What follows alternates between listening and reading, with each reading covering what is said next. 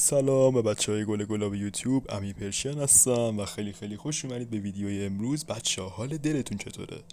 امروز اومدم بهتون یاد بدم که چطوری 0 تا 100 این لیدربورد گانو برید جلو و گانای خودتون رو هر کدومی که دوست دارید به لیدربورد ببرید، چه توی سرور و چه توی گلوبال فرقی نمیکنه.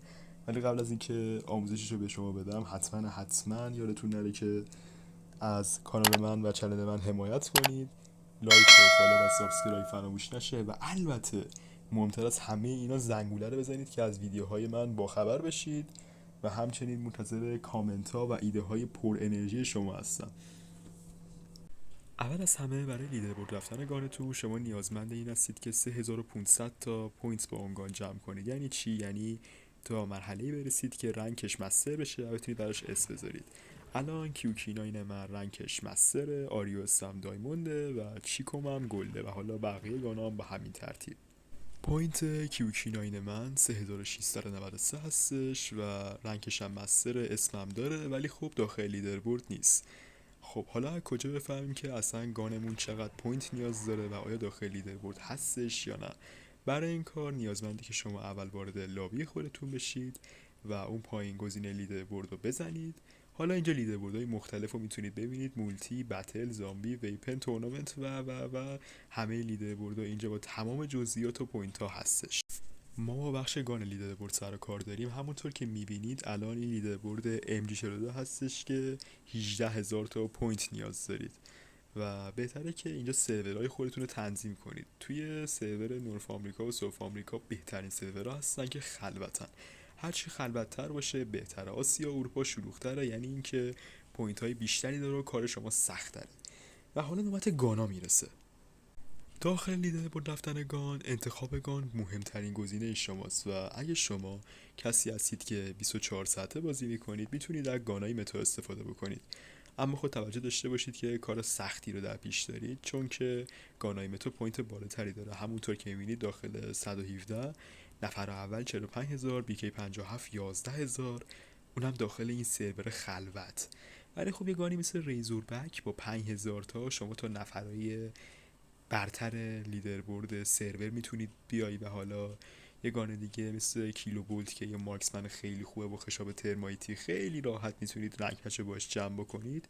یکی دیگه از دیگر گانا هستش که حتی شما اگه یکم تلاش کنید و بازی کنید میتونید به گلوبالش هم راه پیدا بکنید و حالا پوینتش هم اون پایین نوشته که میبینید خیلی پوینت های کمی داره. گلوبالش هم که میبینید با 7000 تا پوینت، یعنی نصف 117 هم نمیشه، راحت میتونید این تایتل های طلایی خوشگل برای اکانت خودتون داشته باشید. بهترین تایم شروع لیدربورد رفتن گان زمانیه که کاپاتون 0 میشه. حالا وقتی به پوینت های مورد نظر خودتون رسیدید فقط کافیه داخل رنگ گانتون وارد بشید و اونجا دست راست پایین گزینه شو رو بزنید تا دوشنبه هفته بعد که آپدیت میشه جایگاه شما تغییر پیدا بکنه و داخل اکانتتون اون گزینه سیلور، اون تایتل سیلور داشته باشید.